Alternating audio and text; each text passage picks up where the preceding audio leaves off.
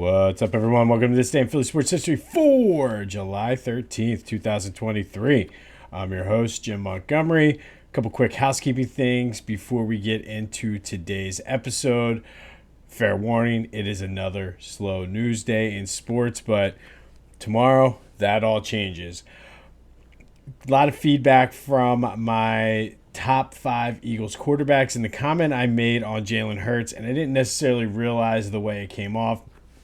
I think he is going to be the top quarterback in Eagles history. I just can't put him there yet. And I know I listened back to it. I said, I hope I'm wrong, and he does. No, I just don't see him as the number one quarterback yet. As Doug Peterson used to say, we're not done yet. So right now, I have him 3 after just 3 seasons, and that's based on the way he played last year.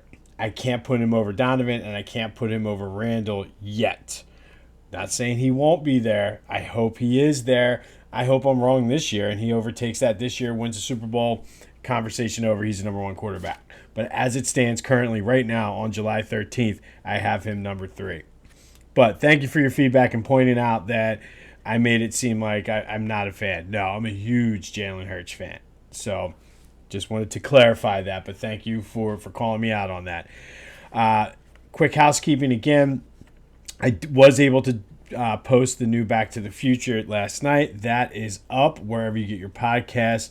That's Back to the Future with a PH. We do a little 2008 Phillies homage to one of the unsung heroes of that team who we may have forgotten about, as well as somebody who we wish we would have forgotten about, and I'll let you figure that out once you listen. Union beat Nashville last night 2-0. It's a good win. They're shorthanded again. They take on New York City Football Club this Saturday, and then they're off for a month because the League's Cup is what it's called, and for the next month the MLS teams will be playing the Liga MX teams from Mexico. So I shouldn't say they're off. They're off from normal MLS action because I'm sure the comments will say, hey, you said they were off, but they have a game. Relax. But no, so they have one more regular season MLS game, and then they, for the next month they're playing the League's Cup against Liga MX from Mexico. Time for our daily As the Harden Turns update. And not really much of an update, however, that just the definition and I guess clarification on the linguistics here. He is requesting a trade, not demanding a trade. And that was pretty much like the big story. And I think to me what that says then is his camp is sort of preparing for him to start with the Sixers. And then maybe they work something out like during the season.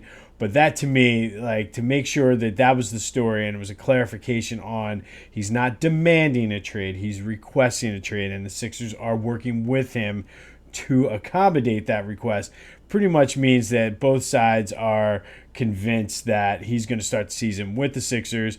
Once the season starts, who knows? But I thought that was funny. It was just he's requesting, not demanding.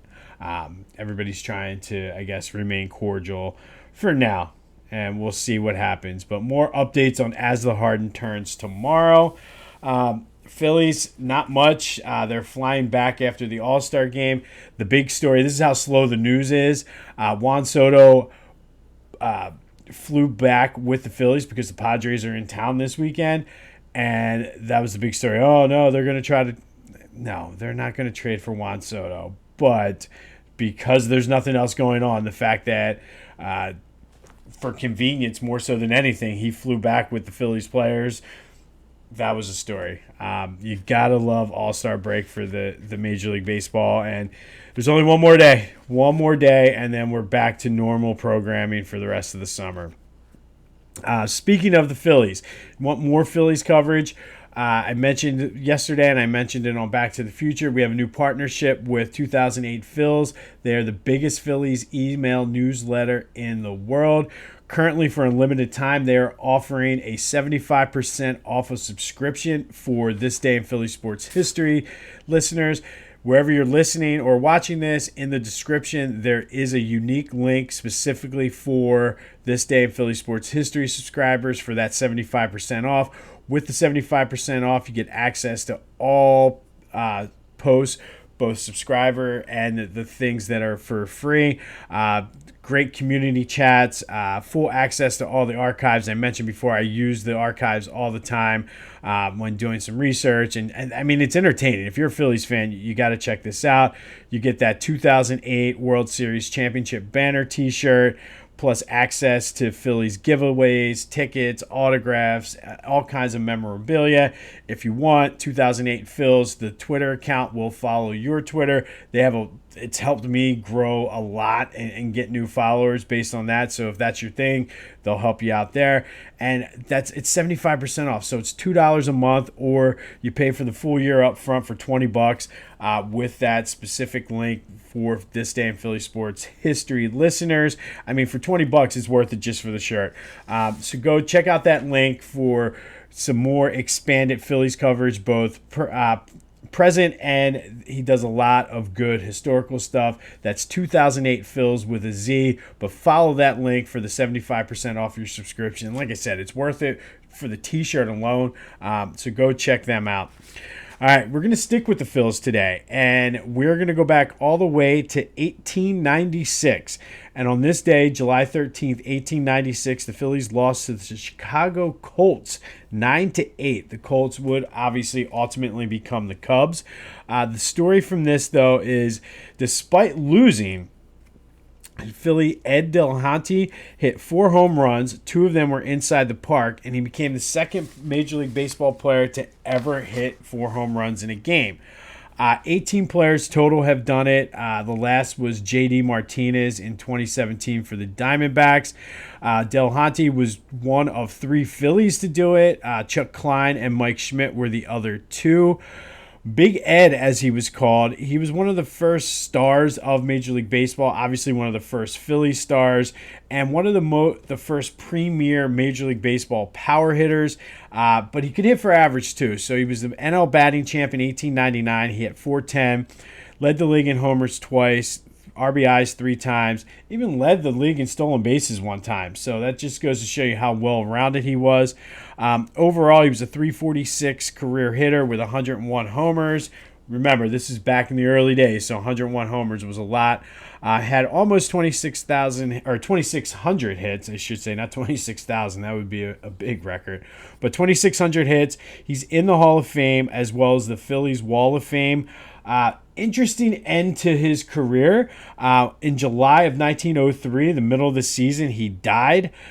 He was removed from a train traveling, I guess, from Buffalo to Erie or Erie to Buffalo because he was drunk and disorderly. He was waving around a knife.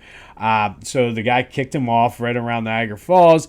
He then went to walk over a bridge, and nobody really knows what happens. He fell into the Niagara River or jumped into the falls. Nobody really knows. Was it suicide? Was it an accident? Was it a robbery gone wrong? But either way, his body was found a couple weeks later at the bottom of Niagara Falls. Just not a good way to end a career. But, I mean, he was middle of the season, just unruly on a train. Conductor kicked him off, and he was drunk. So that's why there's nobody knows for sure what happened, whether it was suicide, whether it was an accident. He just was drunk and fell over. Somebody tried to rob him, so who knows. But Ed Delahanty, on this day back in 1896, became the second Major League player to ever hit 4 home runs in a game, 2 of them being inside the park home runs.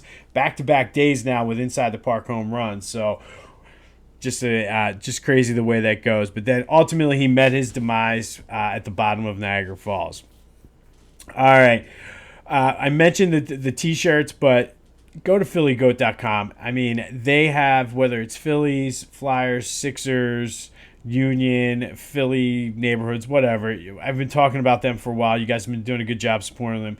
Go to phillygoat.com for all your apparel needs.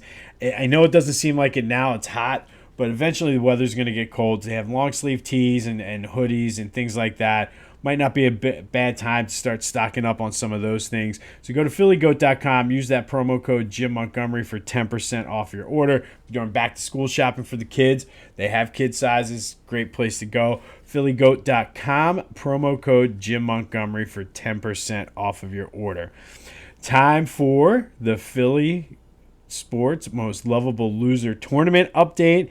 And no surprise here. Yesterday, the number 1 seed, 79-86ers, beat the 8 seed, the 2020-21 Sixers by a score, but with 80% of the votes. Wasn't really close. Did kind of what I expected. I think people are still just fed up with a lot of what the Sixers are doing. So we move on. Today, we have the last first-round matchup in the Eagles Regional. And this one should be an interesting matchup. And I don't know whether the familiarity with the number 2 seed 2022 Eagles is going to sway people's votes or not, but that's okay. They take on the 7 seed 2003 Eagles, with the winner playing a second-round matchup against the 1980 Eagles. But as I mentioned, it's fresh on our minds, but the 2022 Eagles went 14-3, number 1 seed, won the NFC East. It was Jalen Hurts' breakout season. A.J. Brown, Devontae Smith, both had great seasons. The defense was lights out. That pass rush, 70 sacks. They had more turnovers than they've had in a while. Just a very, very fast and a defense that flew around. They smoked the Giants and the Niners in the playoffs, and then lost to the Super Bowl to the Chiefs in a thriller. Whether or not the field had anything to do with it, we're not going to take the road of the 49ers and whine about it. We'll just leave that go. But expectations are high going into this year. Excuse me, we definitely have a lot of coverage on that 2022 Eagles team on Back to the Future archives, so be sure to check them out. But that was the 2022 Eagles. In a nutshell, Super Bowl runners-up. That's why they took the 2 seed. I still think they may be one of the best, most talented Eagles teams of all time. They'll be taking on the 7 seed 2003 Eagles. That team went 12-4. They also were the number 1 seed. They won their 3rd straight division, 4th straight playoff appearance. And by this point, I think we were all getting to just tired of them getting close and not getting there. I never before in my life, it was just sort of like we knew we were getting to the NFC Championship game, and it was like, how are we going to lose it this year? But this year they got off to a slow start. It was the opening of the link. They started off 2-3 and then rattled off 9 straight, kind of sparked by Brian Westbrook's punt return against the Giants that really saved the season. They were almost ready to go to 2-4 and really not be in a good position. But B. West took that punt. Why they punted it to him, I don't know, and it became known as the second miracle of the Meadowlands. Then they get to the playoffs. They had a good rushing attack. They had the 3-headed monster of Deuce, B. West, and Correll Buckholder. Beat the Packers in the divisional round. That was the 4th and 26 game. Just a lot of magic for this team between B. West and 4th and 26. And then that pathetic performance against the Panthers where they lost 14-3. Injuries, interceptions, and I won't necessarily put all of this on Donovan because a few of those interceptions were tips. So, like, not tips like at the line, like bounced out of receiver's hands into, it was Ricky Manny Jr. I'll never forget that name as long as I live. God damn it.